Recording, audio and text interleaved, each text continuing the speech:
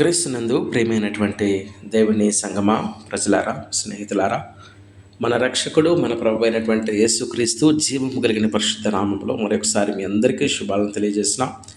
మరొకసారి క్రీస్తు శిలువ శ్రమల ధ్యానాల్లో మరొక లేఖన భాగాన్ని ఈ దినము మనం ధ్యానం చేద్దాం. హెబ్రీలకు వ్రాసినటువంటి పత్రిక 2వ అధ్యాయము 15వ వచనాన్ని చదువుకుందాం. జీవితకాలమంతయు మరణ భయము చేత దాస్యమునకు లోబడిన వారిని విడిపించుటకు ఆయన కూడా రక్తమాంసములలో పాలివాడాయను. ప్రార్థన చేసుకుందాం.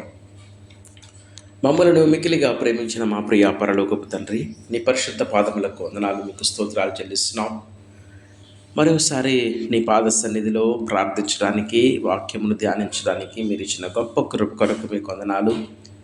మా జీవితాలలో మీరు ప్రసాదించినటువంటి నూతనమైనటువంటి దినమును బట్టి, మాకు పొడిగించినటువంటి శ్రేష్టమైన ఆయుష్ను బట్టి మీకు వందనాలు చెల్లిస్తూ, ఈ యొక్క వాక్యము మీరే మాకు బోధించి నేర్పించమని యేసునామములో అడిగి వేడుకుంటున్నాము తండ్రి.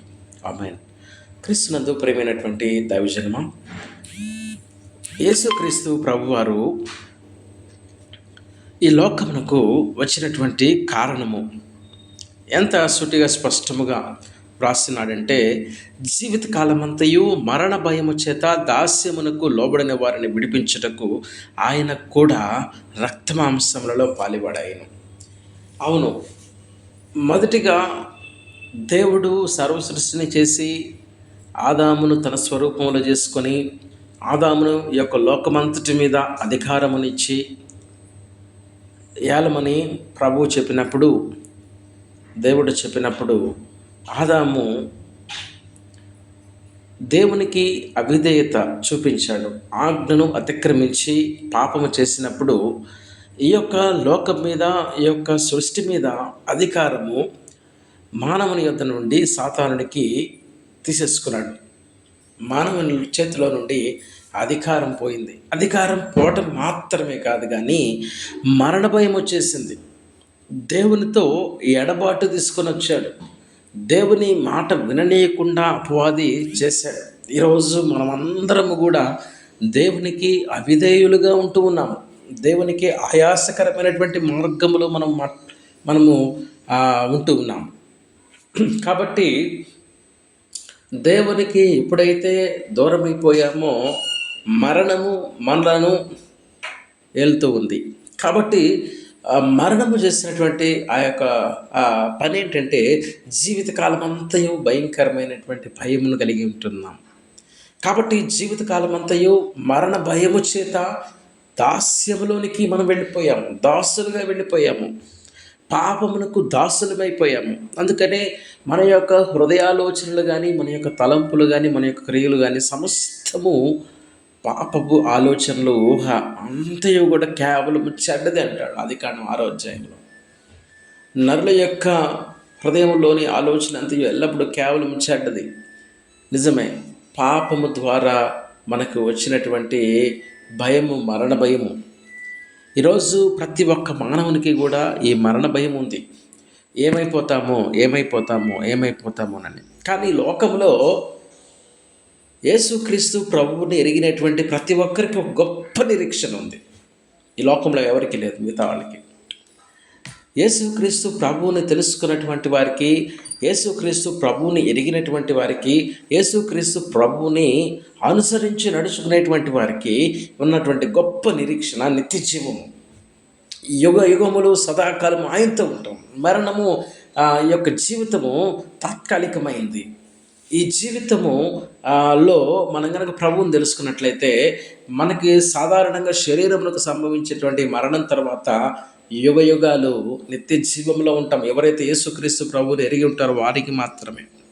అయితే జీవితకాలం అంతయు మరణ భయం లేకుండా దాస్యములో మనము మక్కిపోతున్నటువంటి మనలను ఆ మరణ భయం చేత దాస్యములకు లోబడినటువంటి నిన్ను నన్ను విడిపించుటకు ప్రభు అయినటువంటి యేసుక్రీస్తు 2025 సంవత్సరాల క్రిందట ఈ యొక్క లోకంలోనికి శరీరధారిగా ఈ యొక్క లోకానికి వచ్చాడు. మనకు ఎలాంటి శ్రమలు శోధనలు కలిగినాయో యేసుక్రీస్తు ప్రభు వారు కూడా అలాంటి శ్రమలు శోధనలు కలిగి ఉన్నట్లుగా మనం లేఖనాల్లో చాలా క్లియర్గా మనం అబ్జర్వ్ చేయొచ్చు.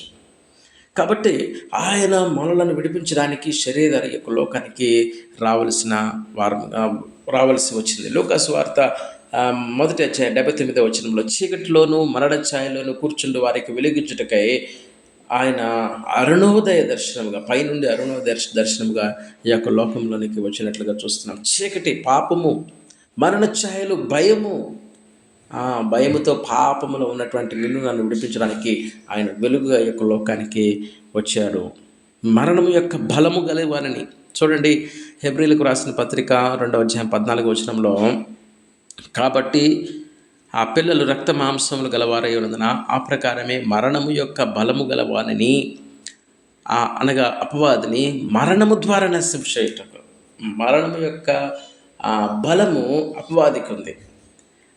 దేవుని నుండి దూరం చేయడం కోసం అపవాది ప్రయత్నం, ఆ మరణము ఆ యొక్క బలము గలవారిని నశింపజేయడానికి, అపవాదిని, సాతాను నశింపజేయడానికి ప్రభు అయినటువంటి యేసుక్రీస్తు రక్త మాంసములో పాలువాడయి ఉండి ఆయన మరణించడం ద్వారా ఆ మరణాన్ని